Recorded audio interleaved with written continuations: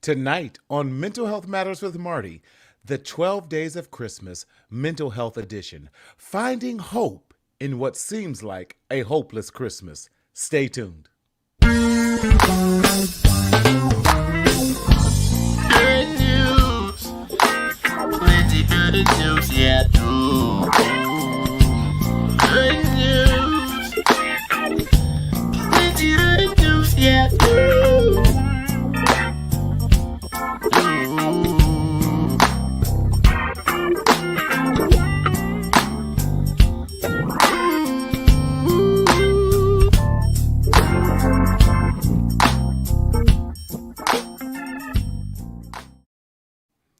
What's going on, everybody? Good evening. What's happening? Hey, we are 2 days away till Christmas. But again, my name is Martina Sellers, and I am your mental health hygienist and the host of the Mental Health Matters with Marty show. Listen, we have been coming to you live in this wonderful series called 12 Days of Christmas, the Mental Health Edition. And we want you to know, listen, we are right here, whether you got all your gifts under the tree or whether you ain't buying nothing at all. Listen, we are here. It is about to be on us, and we want to remind you there is hope. But let me just remind you, this is simply to be a part and a support of your mental health and your mental health wellness. Listen, we are not a substitute for individual therapy.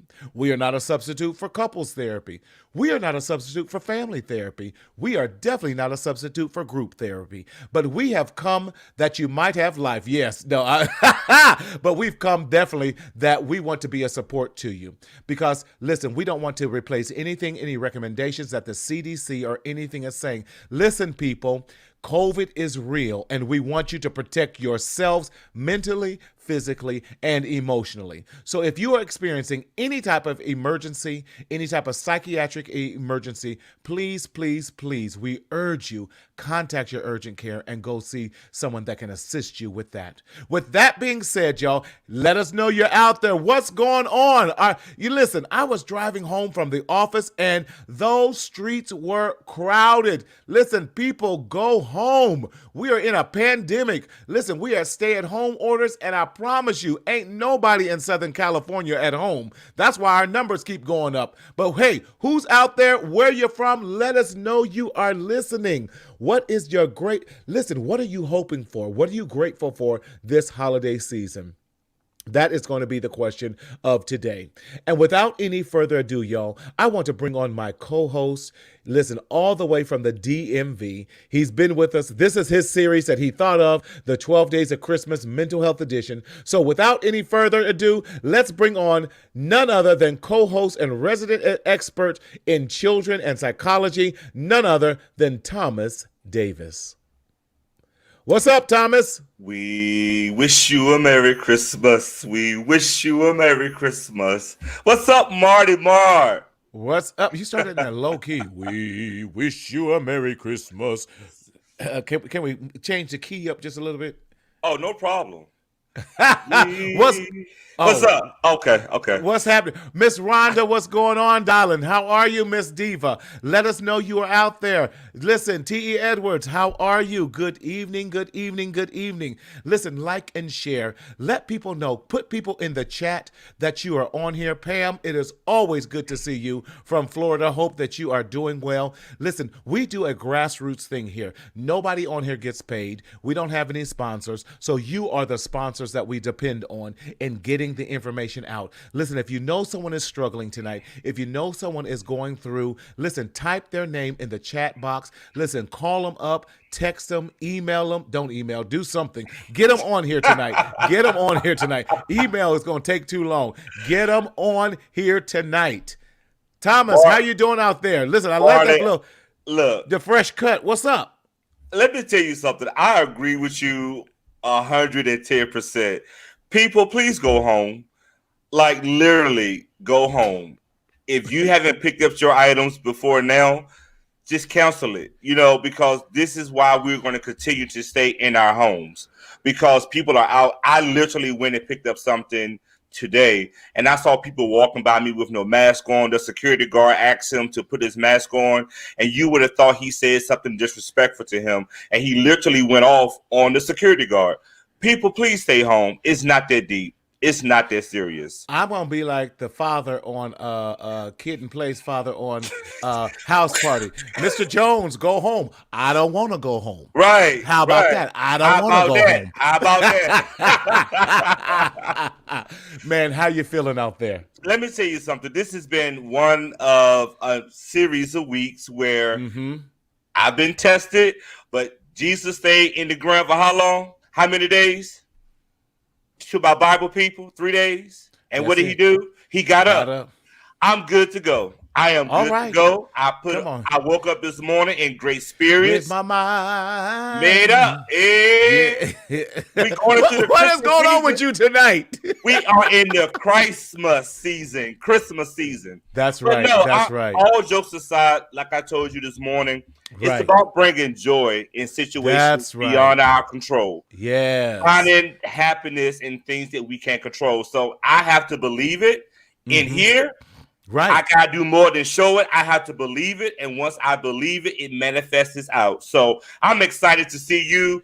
I'm excited to see you. I am glad that you have put up with me for almost 12 days straight. Oh my God!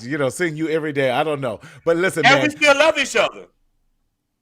I guess. You don't love me? I love you, Marty. My brother, I got nothing but love for you. Listen. We started off this series and we talked about this hashtag that we've been talking about. Yep. Hashtag Reach Out Holiday 2020.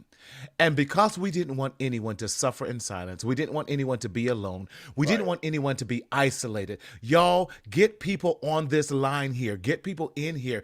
Type their name. Listen, let us know you're listening. We want to make a difference. You can make a difference. And this is how we said there's many things you can do to make a difference in someone's Christmas, in their holiday, in their Kwanzaa, in their, I was going to say bar mitzvah. Hanukkah. Hanukkah. Oh, thank you. Whatever it might be, we can make a difference. Thomas, what does hashtag Reach Out Holiday 2020 mean to you? Honestly, when we first did it, it was more like getting people involved in it. But I found myself really in it. And hashtag Reach Out 2020 simply is reaching out to people in 2020. Hey, how are you doing, man? Good morning, Marty. Like I text you and Daryl, hey, fellas, we got to reach out, and so our listening audience know this. We are not asking you all to do something that we don't do. And that's the thing about everything that Marty and I are doing. And for this, we are transparent. What we ask you to do, we're doing it. So Reach Out 2020, let's just reach out. There are a lot of people who are just sad this year. But guess what? We are alive. We are well. We are here. Those are three things right there to get excited about. So hashtag somebody right quick, Reach Out 2020. Let's get this energy going like it is, because Marty and I are in a great mood. Our guests are hot.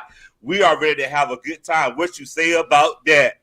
But I was reminded today when I got on the elevator, I was going to my office and I was telling a lady, I said, hey, how are you doing? What's going on? And I said, are you ready for this holiday? And she goes, no, I just lost my son a few days ago due to COVID and everything. And all I could do was say, dear, my condolences. We're praying for you. Definitely. And she was just kind of pressing her way. And so many of us, and I was talking to one of my admin, and she was talking about that she lost her grandmother a year ago, but then she lost her grandfather this year as well due to during the COVID season. And he died in the nursing home by himself. So there's a lot of people who are feeling guilt. There's a lot of people who are stressed out. And they're a multi-generational family home. They have four generations. 1, 2, 3. Yeah, 4 generations living in the home. Like so many of our communities, in our communities of color, in our Hispanic communities, in our Black communities, where we have multi-generational homes. But this COVID is hitting us especially in disproportionate numbers because of pre-existing conditions, comorbidities, and so forth like that. But Thomas, how do we find hope, and in this, because we got some great people on here. We have Danny Ross, who I think is Mr. Guru of grief himself. I call him when I get stuck. I'm like, Danny, I'm stuck with a patient here. What do I do? Then we have Pastor Dr. Sean Stewart, who is absolutely amazing as well with us. So we're excited. But how do we find hope, and what do we tell people who are experiencing these types of griefs?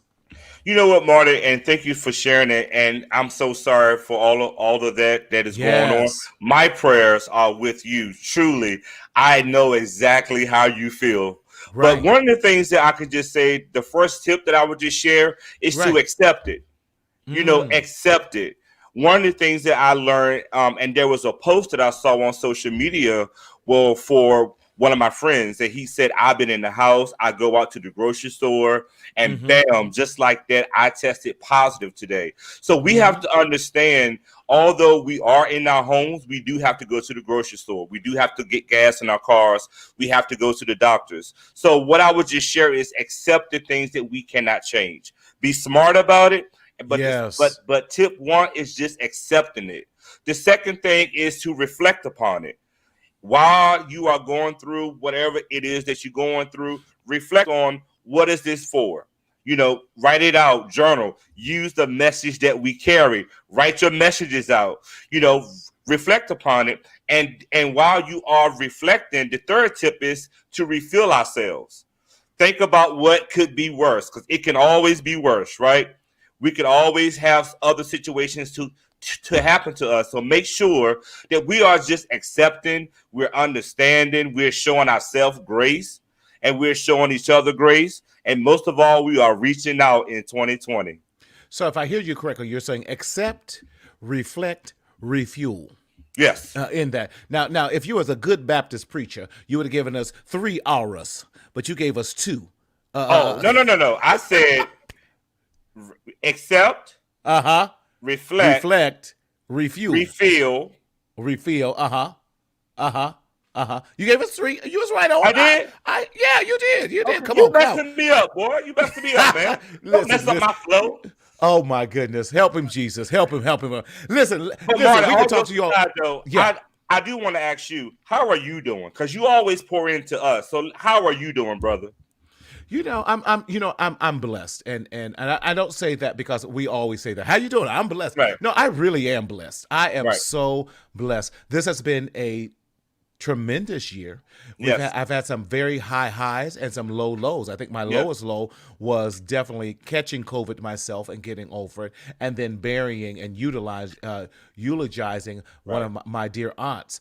But in the midst of all of that, God has sustained me. My business is growing. Clients keep coming in.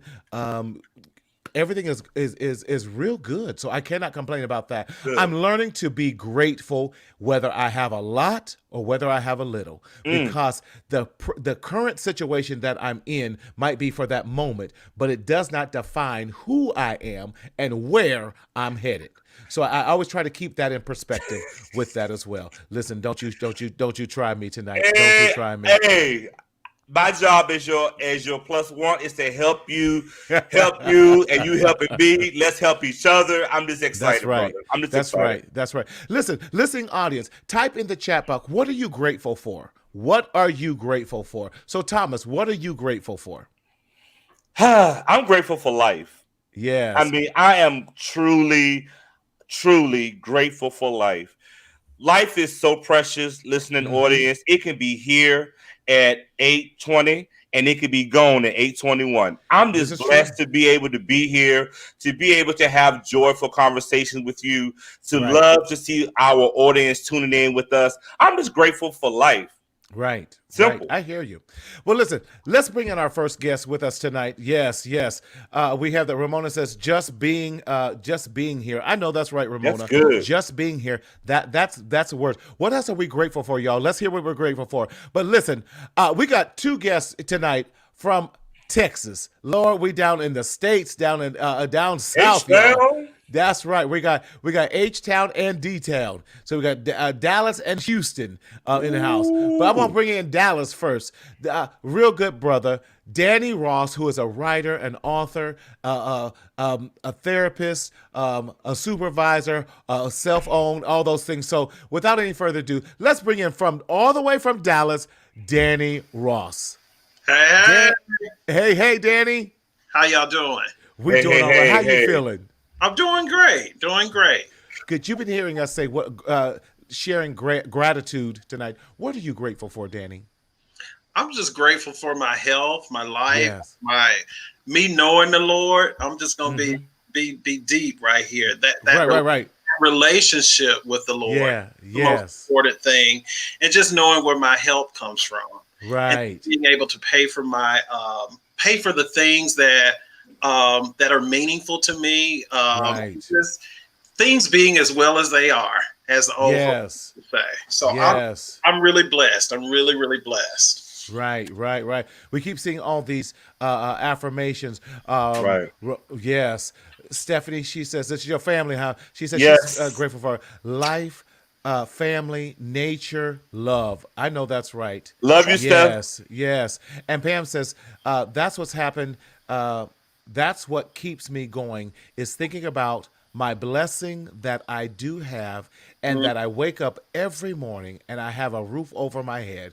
My family, my sons, my grandchildren is what keeps my heart beating. Pam, I understand. Yes, it's about life. Rhonda, I'm grateful to be grateful. Come on. Yes. Avery, I'm grateful to survive COVID. I know that's right. Come on. Mm-hmm. Yes. And Miss T. E. Edwards says, grateful for life, health, family, and peace. I know that's right. We're Mark, just I have grateful an for. affirmation as well, brother. Yes. Like a car needs to fuel to run, our body and minds need refueling. We must Yes. be gracious to our body and mind and practice self-care. Thank you so much, Mr. Dean. Thank you. Yes. But listen, now let's go to the other side of Texas, if it will, on the east side, little east, southeast, in Houston. None other. Listen, he's renowned, all that. My boy, he's been my counselor when I needed one, and I appreciate that. None other than Dr. Sean Stewart. Hey family, how is everybody? Doing well, Doctor. How you doing? No complaints. No No complaints. We complaints. we we we 2 days out, man. Everything else is good, right? I know that's right. I know that's Everything else right. is good. Yes, Dr. Sean, what are you grateful for tonight? That I have what the old folk would say, I'm clothed in my right mind. Come on. And I have what's left of the activities of my limbs. That don't sound Yes. to anybody. But until you've been in the hospital stricken where you can't bathe yourself and you can't move and you Right. require somebody else to help lift you and wipe you, having Well, the activities of your limbs is very Yes. important. And you want to Yes. talk about independence, the fact that I can think of the goodness of him who has Right. gotten me out Right. of the bed. So Right. I'm excited that he chose to do it again, all for Right. me. Yeah, that I he know that's decided to right. do it again, all for me. And I know that sounds stingy, but it's just all for me. I'm glad that he decided to do it all for me. Just for me. And I'm honored that I'm able to witness the mental conversation being led by African American brothers in this Yes. section of the journey. We don't always see each other in these arenas, in these Right. conversations, having these types of confrontational conversations, which are Yes. crucial. So I'm glad that I have been selected to be a part of this number in this gathering with such great leadership.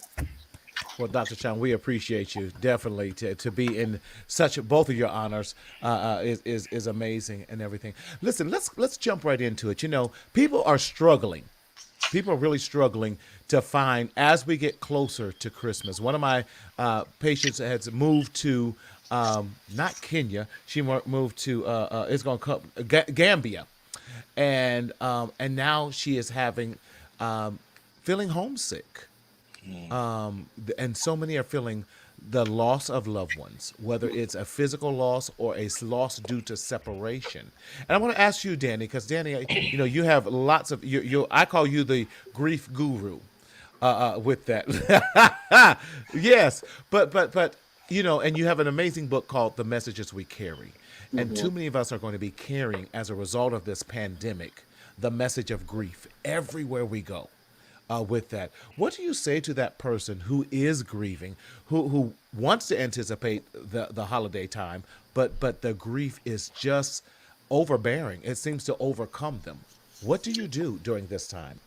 I think one of the things that you have to do is be really candidly honest with yourself, and you really have to allow yourself to flow with your feelings, not Right. stifling how you feel, not trying to say, I got to be strong or I have to be this That's or I have good. to be that. There are so many wives' tales about grief and loss that are killing us. Now, we're mourning the deceased, but we're going to be in the same place because we're trying to stifle something that is very Right, natural right. that needs to come out because we were meant to grieve others. These are significant individuals who play a Right. huge part in our lives. And then we have to figure out, one of the things is learning from the loss. A lot Ah. of times we're not prepared because sometimes we have some unhealthy attachments connected to that loved one. Sometimes we have some very unrealistic ideas about life and death. Right. Now we know that death is going to come, but we never ever talk about it. And one of the things that I really love getting into, I tell people all the time, I love like transactional theory and narrative therapy. And one of the things that we know that many of our thoughts related to grief and loss, they stem from our experiences and they stem from our stories. And these stories are fraudulent. Some of the stories, they have parts that are missing, and because of our love, because of our family systems keeping certain information from us, what do we do as kids? We fill in the pieces. Even as adults, we tend to do those same things. We fill in the pieces when we don't talk openly about grief and loss. And then when we talk about something that we find as taboo, we typically can't fully grieve because it's considered socially taboo. And so we had all those layers. And then I got to go back to work. I got to raise family. I got to raise, kids, and I got to be the best teacher or this and that. I'm not going to do that when I'm stifling my emotions. I always tell people, I said, at some point, those emotions are going to come out at an inopportune time. You're right. Why not go ahead and deal with them appropriately so that they don't control you per se, but you are in more control of the process of healing, so that you can adequately deal with everything that's coming versus just letting it go wherever it needs to go, because we are designed to feel.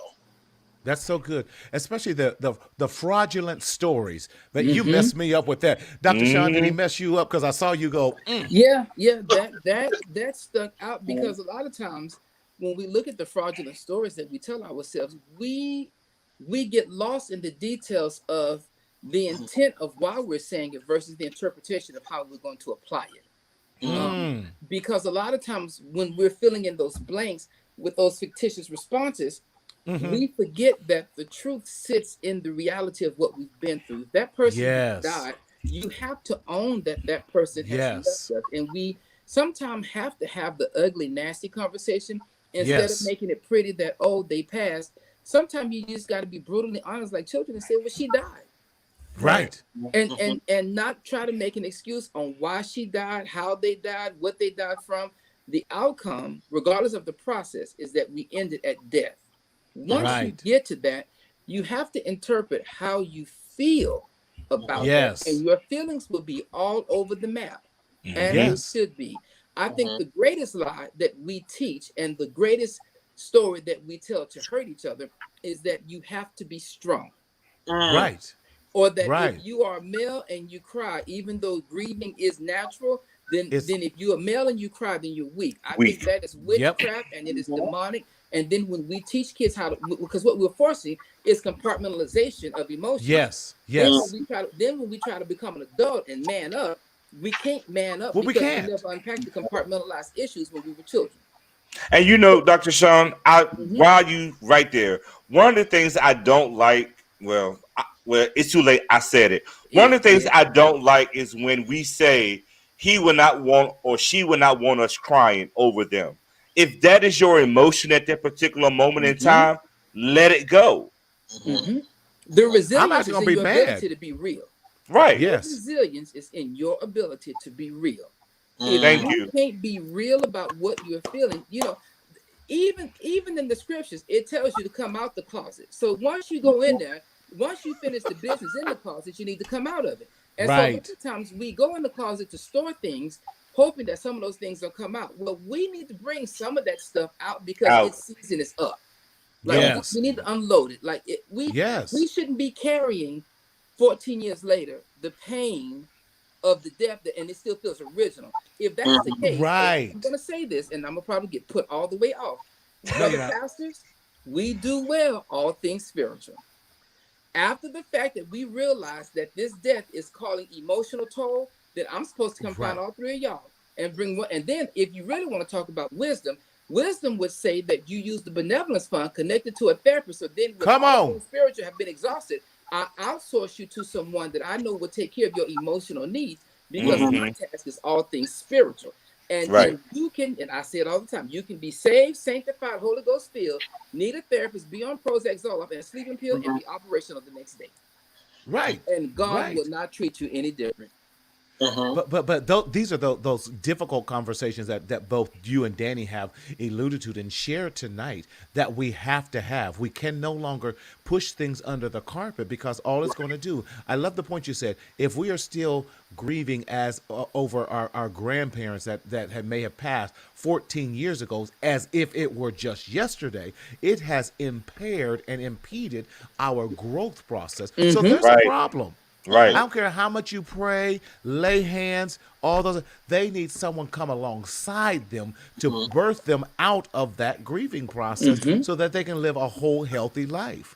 And my fear is this, that we don't, not my fear, what I don't want to happen is we don't get past Christmas 2020. And you know what, Marty, if I may add on, it goes back to what I said earlier when I was talking with you. They have not accepted the fact that that person has left here. Because if it's 14 years later and you still at the time that That's person extreme has died, denial. that is denial, that is refusal to accept. You have to learn how to accept the things that we can't change. But I'm gonna push you on that. Push Okay. it. Push it. both you all, because I don't disagree that they have not accepted it, but telling me to accept it when you don't teach me how is equivalent to me telling somebody go into church and get delivered without no instructions. That's true. So That's true. when you tell people they need to get over it, like I think that is counterproductive because we're not telling me to get over it. It's like me telling somebody to go without from America instructions. to London to drive Western when we're Eastern when we're Western. Like the Right. steering wheel sits on the other side of the car and we drive on the other side of the street. So I Right. think that before we just get that cadence, oh well, you need to get over it or it's coming down. I think we got to get down to root cause analysis. Why are they denying? Yes. And Right. what is breaking them so badly that they can't address the issue?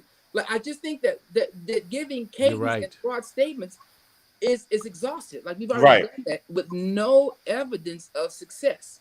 So But we keep saying the same thing. yes, and we keep saying, And- "Well, you get over it. Accept the things you can't change." Well, hell, if I could accept it, do you honestly think I would be sitting here? I would still be 14 right years later, here. my brother, Right, still right. processing that.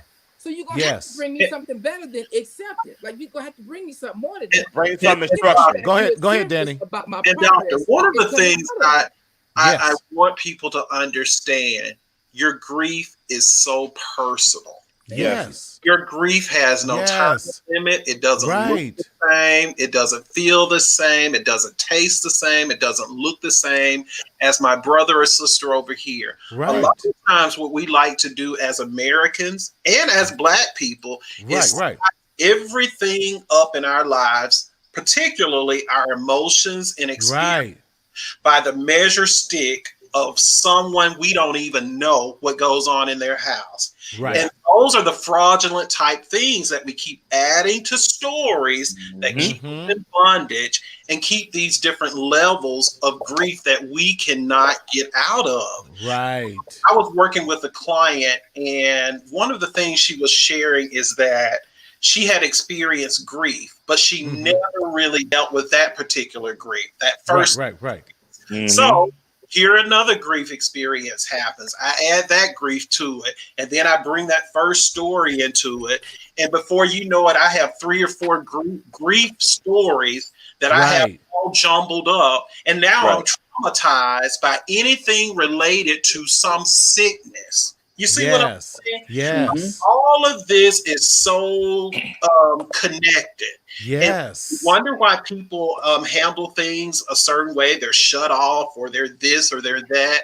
These stories have not been dealt with appropriately, and now these grief experience have turned into trauma.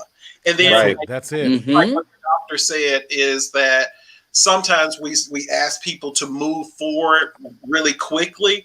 And I'm like, nah, I got to get through this first story. And Right. so that's where I recently got trained in EMDR. And so it gives you this opportunity to deal with those Right. traumatizing events in a way that actually separates the events versus you just like Mhm. big couple Thank you. of things happening that you Right. have dealt with appropriately. Because I we have want- to learn how to process that. Go ahead, Ted. Right. What were you saying? There's another part to this, and I love it. It's constructivism. It's an educational kind of, we learn through doing act. Mhm. And I often ask people, where did you get that perspective related to death and loss? And a lot of Mhm. times we got it from our mamas. We got it Right. from our dads. We got it Right. from, Learn behaviors. and they didn't like certain things. And so what So- we do, we just add their stuff and never challenge or question what's good for me. Right. What's the construct I want for me? A lot of times he's in a better place. He's the Lord wouldn't have it this way. Is that really your construct? Is that the construct for you? Mhm. But we are too often afraid to unpack why we are feeling this way, because there's so many secrets, so many unresolved issues. So if I unpack it, then I have to deal not only just with the death, but now I have to deal with the issues that I did not want to deal with that caused me to feel this way, and with that as well. So especially, I was dealing with someone today that says, so let's talk about that. Well, they died alone. Let's talk about that. Well, Well, why did they die alone? Well, we're in a pandemic. Have you done everything to exhaust what you could have done in that? Go ahead, Dr. Sean. I was going to suggest that when we start looking at that, you are right about what you're saying. What it is that forcing them to answer the question of could they have done something different. But I also think that we have to address that what they're feeling is valid, Right. but the factual work that has to be done might not match what they're feeling. Exactly. Exactly. Most because definitely. sometimes those things that I'm feeling versus those things that I'm factually dealing with, those things collide, and sometimes they don't say the same thing, they don't mean the same thing. They don't align up because, at all. walking back to the construct, a Mhm. lot of the constructs that we have, negative or positive or in between, were built for us. We never Mhm. built our own. Mhm. So it's almost like, if you will, if we was in the church, they would call it generational, if you will. Right. That we inherited somebody else's construct of their Right. spirit. What bothers me in this season of life is that we don't have thinking Christians. Mm. Mm. That we Uh, don't no longer think through. We're so impulsive to get through the one step that we forget the long-term outcome of what we're doing. One action in the present changes the trajectory in the long term, in the future. And Exactly. so a lot of times your failure to deal with it now is the seed Right. of your depression in the future. Mhm. Your Right. failure, and so and one of the things I would love to push just for 2 seconds. Go What ahead. are indicators that people should look for when they are running from the facts? What are some things that they should see? Like if Marty is down, and I'm looking at him, even though I'm in Houston and I'm looking at him in California, and I'm looking at him like, Marty, why you don't never eat chips like that? Like, you on your second bag since we've been on the phone an hour. Like, what is that?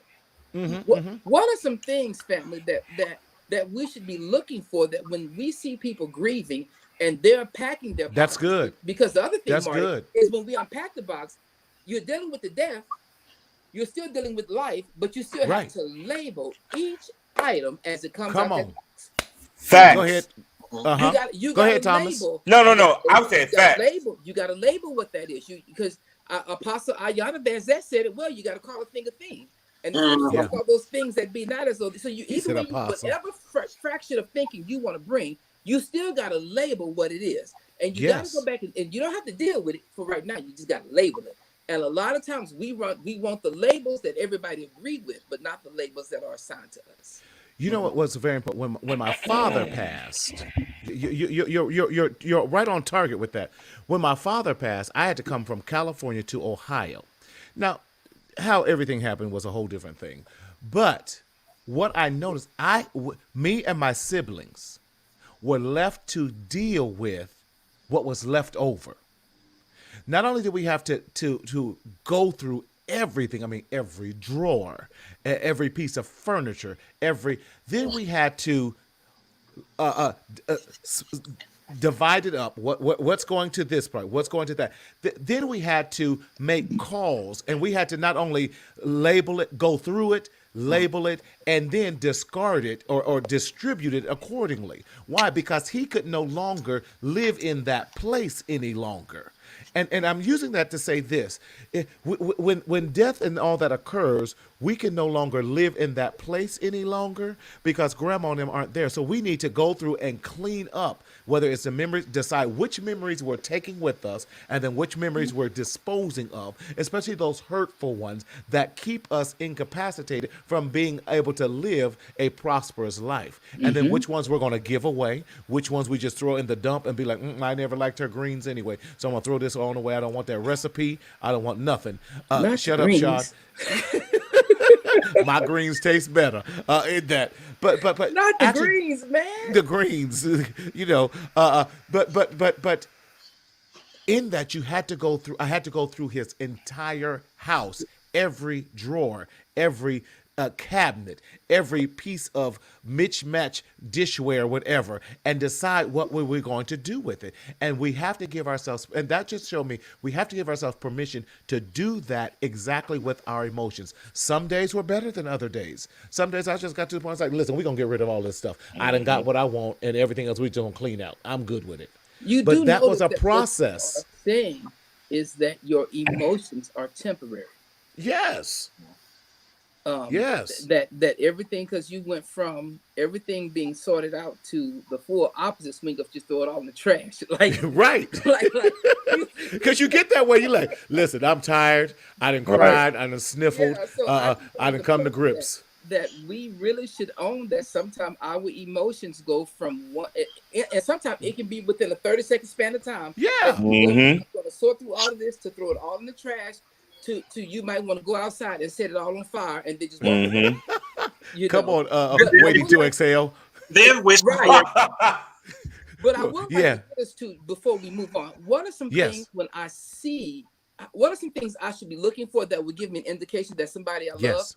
is in this thing, so I will know, so we can give, I would like our friends to leave with some tools Yes. to identify, You're absolutely right.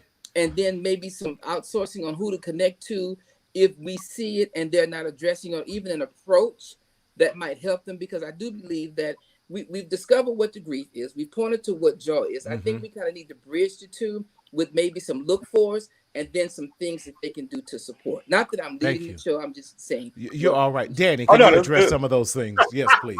That's a lot to address. No, a couple of things that we can look for. We can look for the person who is total, that incongruent behavior. Yes. The incongruent behavior. I'm sad, but I'm not showing the proper emotion. I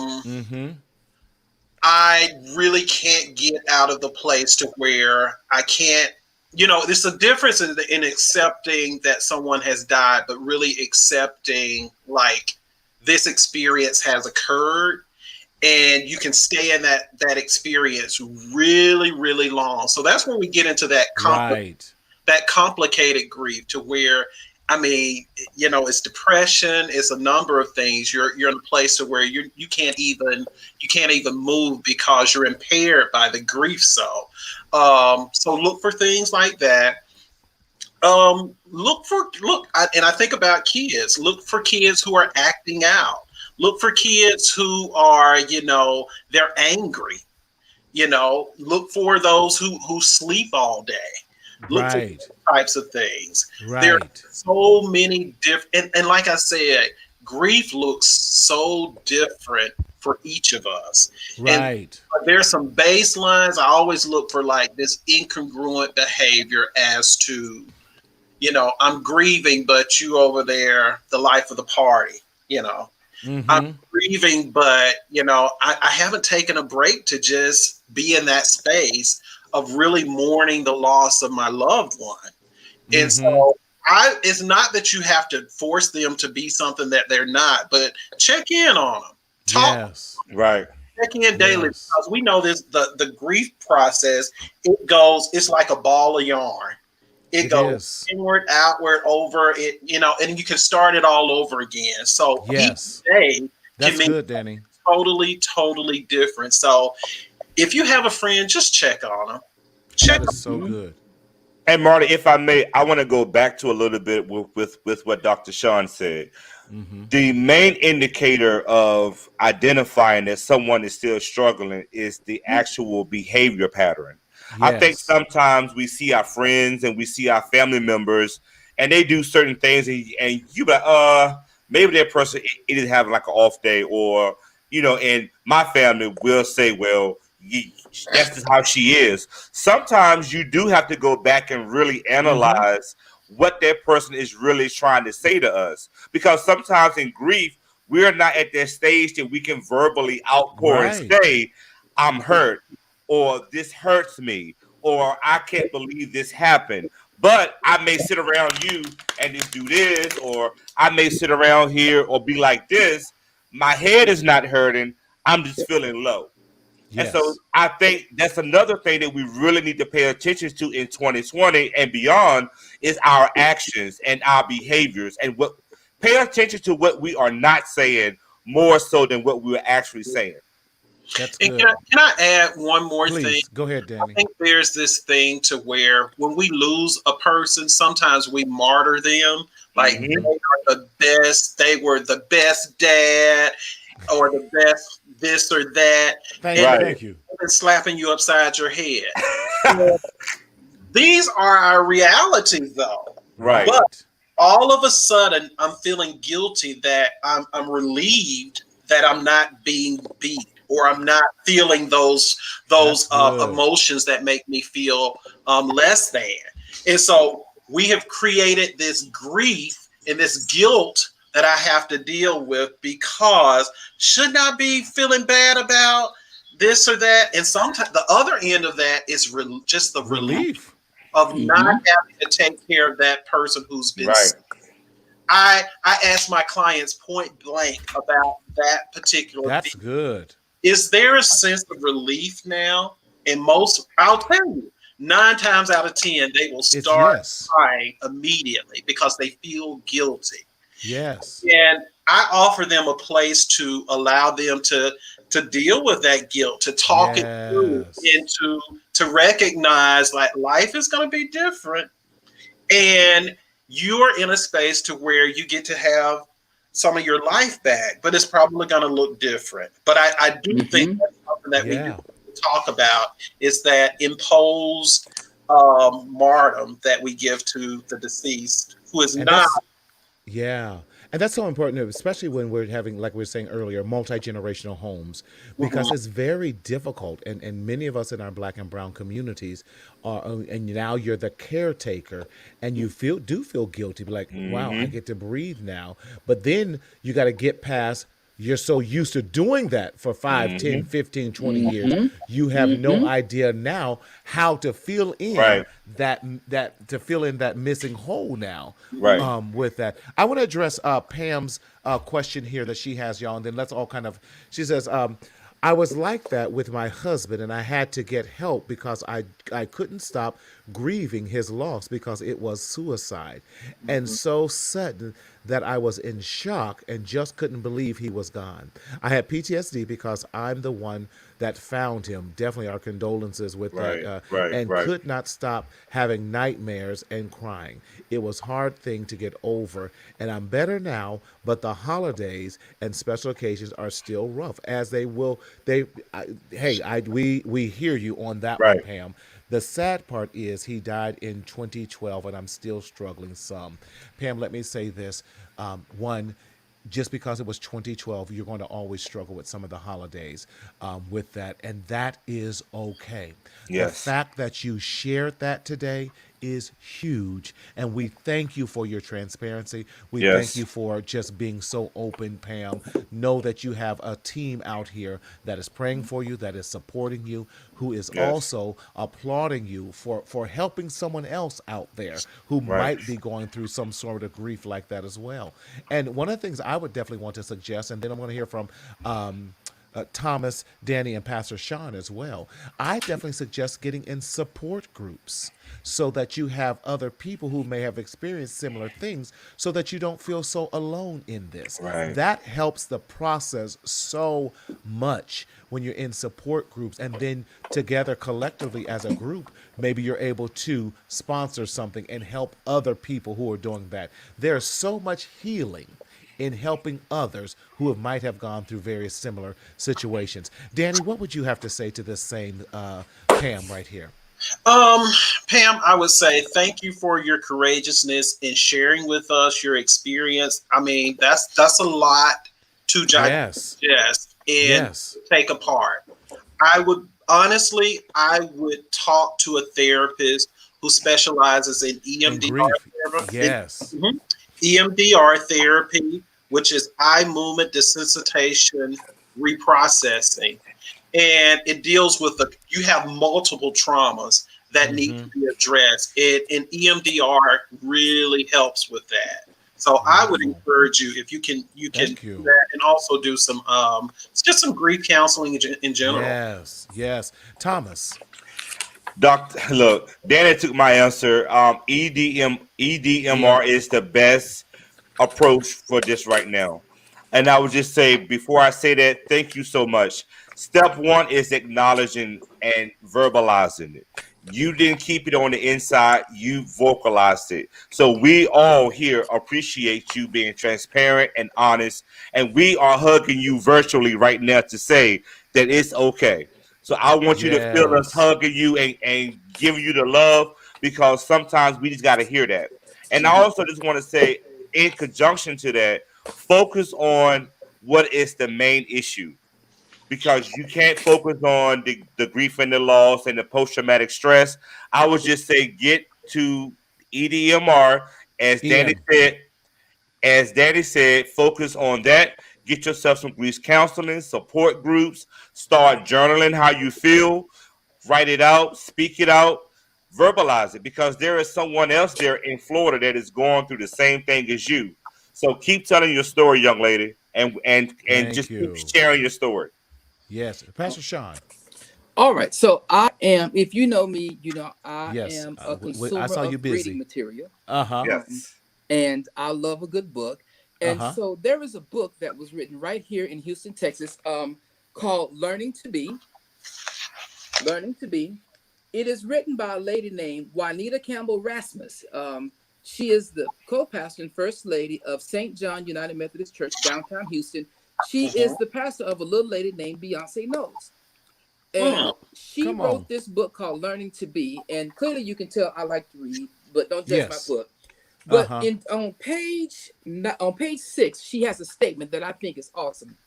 She says, voracious trauma is like secondhand smoke. It can be deadly to those exposed to it without any identifiers that it is killing them.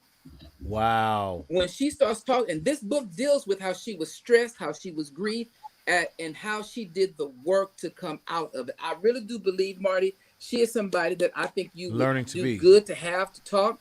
But I wanted to point this out to our friend that said that she was still dealing. I think this book would be a great tool for you What we've started doing here is we've started like a reading book club based off of this book right here, because Wow. it deals with a few other things besides the stress of being the trauma. It also deals with the stress, and then she gives you her blueprint on how she came out. It doesn't mean Beautiful. that everybody will come out the same way, but it does Right. mean that you will come out. Yes. Juanita Rasmus, you said? Juanita Campbell Rasmus. All right. You're blessing us. Learning to Be, I think, is a great book to read. She really digs deep into how you identify what's oppressing you, what is depressing you. Then she does something that most pastors don't do well. She has critical, crucial conversations by confronting the very issue you're running from boldly. And so the Mm. only thing she didn't do to this book, the school teacher in me, was that we needed some questions at the end of each chapter, which would spawn a conversation. Right. But outside of that, the book is good, and I would encourage her to read it, because I think that it would be a great tool for her to have that will help her dig through what it is she's dealing with. Because I kind of got a sneaky suspicion, but Danny, that it's not just that he died that's eating at her. I do believe that he died. Right. She couldn't stop it. She didn't see it, and she found him. And all of that Right. compounded emotional interest Right. is exploding. Complicated. And so that onion, as beautiful as it is cooked, has multiple of Layers. making her cry. And I do believe that I'm in agreement. Journal, write about it, but get to a therapist. Yes, yes. Yes, And Danny, I put get the to book a that you. therapist. Let someone go Okay. dig in there. Not your Wonderful. job to dig. Let the I love person it. that's qualified and trained go dig in there and figure out what this is, and then let them help you figure out how to heal.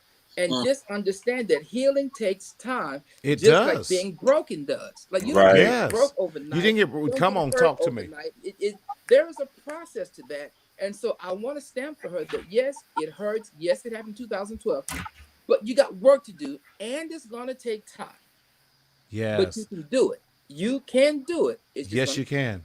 And can Pam I is a faithful follower. So go ahead, Danny. No, I was just going to say, and a lot of times there were messages before this event even occurred Yes. Mhm. to deal with, because I'm going to respond in a way with the tools or the constructs that I have. So I'd be curious to understand like the stories prior to That's all so of those good. events. So Yes, therapy, yes. therapy. So I put both of those books in the comment chat section so everyone can have access to them. Thomas is on there. That book is fire, fire, fire. So we are so good. Yo, we are like, can you believe this time has already gone by so quickly? Yeah, I know. Yeah, Pam says I have a lot of guilt because I should have seen the signs. Listen, for men, it's different than seeing the signs, Right. y'all. And men are more direct. Women, closing note, and with that, because women often, when they're saying that, it definitely is. I hate to. I'm painting with a broad paintbrush here, y'all. Men are more direct, and the success rate. And I wish we find a better word, or the completion rate for men is much higher than that of women. With that, so don't we're not telling you not to feel bad, but that we don't want you to carry the guilt around with that any Right. longer with that. But Pam, we got nothing but love for you. Thank you for your honesty and everything that you're saying. Listen, y'all, we want you to. What is a message of joy in our closing, y'all, that we would love to share with everyone? And then, Pastor Sean, how can they also get a hold of you? What's your message of hope for tonight? I would give you the tradition of Jesus is the reason for the season, but that's been used quite a bit. I Right. would like to say that you are the reason that love still exists. Ooh, You are the reason that love still exists. And because you are the reason that love still exists, that be is good. infectious and contagious, and go infect someone and contaminate them with the love that you have in your heart. Because someone somewhere can use not just joy, but they can use a little bit of love and a hug. You'd be surprised what a hug via virtual and what a hug being close up would do to change the trajectory of someone's life. Wow. Listen. Ooh, I'm gonna put that on a T-shirt, but I'm gonna That's make it fine. personal. And if I you am look the for reason the that love still exists. Come on, you're the touch your neighbor and say, reason love I still am. exists. I am. Mhm. And Ah, if people are looking for me, they can find me on the church website, www.fchouston.org. And they can go there and find all of my personal social media plus all the church's social Right. media. If you need to catch up with me, you need to chat, set an appointment, any of that kind of stuff, you can do it all right there on the church's website. We will be ever so glad to connect with you and do this work called life, because I do still Yes. believe in your freedom. Yes. Pastor John, we can never thank you enough for all that It you is always always my pour pleasure, into, always my always pleasure to share into space us. with you all. Uh, future Dr. Danny Ross, closing. did you just Listen, swear? Danny, listen, you come on, get him. I got your back, man. I got you. I'm behind. Yes. behind you. Yes. So Yes. one of the things that I just really want to keep it simple. Hmm. I wrote a quote or something on Facebook, and it says sometimes we have to remember that people are doing the best that they can. Yes. What I want us to do at this holiday season, when we talk about joy, find it. Find it. There is Yes. to be said about trying to find the good in everyone that we meet and everyone that we see, and giving each other grace and giving each other hope. That's the biggest gift I think that we can give each other at this holiday season. Yes. Second chance. Yes. And how can we buy this amazing book Oh, called The Messages We Carry? I'm going to make it easy for you. All you have to do is go to my website. You'll find everything about me, themessages.net. Go to www.themessages.net, and you will find my books, all that good stuff, and how to get in touch with me. Wonderful. Dr. Sean, you heard him say books. Did, Yeah, yeah, yeah. did. You'll find And you my know what? And I love it. books. And I love it Yes. because plural present means that there's plural meaning more to come. How you know? That's what that means. I passed to where my feet stand. I'm just gonna tell you, I passed to where my feet stand. So I passed to where my Yes. feet stand. And Pastor Sean, that book was written specifically for black men that Danny Mhm. has written that book for because, and it's a beautiful book and journal to help us quit carrying Questions. the burdens, yes, that we have been carrying for far too long. Mhm. Yes. Beautiful book. Beautiful book. Thank Gentlemen, you. thank you so much. Yes. Thomas, Yes, sir. Yes, you sir. know the routine. Yes, sir. I'm on set. No, all jokes aside, as Daddy said, something simple. I posted this 2 days ago. Be the love that you wish for. When I started the show tonight, I came in here excited. I Yes, came you in here did. full of love. I came in here full of joy. And that's what I want to receive back. So sometimes, in order for us to keep saying, well, why do I have this? What are you putting out in the atmosphere? Hmm. So be the love, be the joy that you want to receive back in return. And that's all I have to say tonight. If you happy and you know it, like say amen. You are going to be the joy these next couple of weeks that we have in 2020, and it's going to transfer over in 2021. Because as Dr. Yes. John says, there is more to come in our life. That's all I have. That's all he got. And there's all your stuff, how we get a hold of you. Thank There you you so go. much. Thank you, Yes. co-host. Thank you, host. Yeah. Hey, this is what we do, right? Right, right.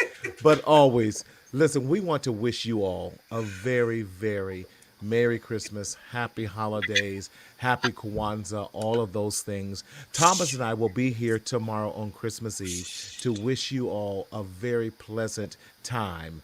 My auntie says it's good today. Thanks. Bye, turkey legs. I love you, Auntie. Turkey legs. Turkey We legs. need it. Yes. Oh, and Marty, can you please inform our listening audience that you are singing on tomorrow night? I am. God bless you. Okay, they tune in. Yeah, I sure am. Listen, what time is listen. this? Let me put this on my Come calendar. on. Listen. We're going to be back here at 5 o'clock Pacific Standard Time, 7 o'clock Central Time, and 8 p.m. Eastern Time. But Thomas, I am not singing. God bless your heart and your ministry. But we are Listen. so glad. Listen Yes. to that whole Listen. subtle rebuke that came across the whole airwave. Subtle rebuke. Ta. Sometimes you just go, God bless you. Yes. But we are so glad because there are so many Facebook live stream shows you could have listened to. But we are so honored for those of you who faithfully listen to us We're family. So thank you, family. And for those of you who might not, this might be your first time, welcome to the family, because we just want to encourage you. Listen, no matter what is going on, the fact that you are still here is a miracle. You know, it's not about the Christmas and it's not about the gifts that are under the tree. The fact that you are the gift on this Christmas is more than enough. So we thank you so much for joining us as always. Be kind to yourself. Give yourself grace. And for those of you who are still who are reflecting and remembering loved ones, do something special to reflect that loved one. So we don't want you to continue to suffer in silence, but create a new tradition by always speaking up, speaking out, and living your best life. Listen, y'all, enjoy your life, and we will see you tomorrow. Good news. Plenty good news, yeah, true.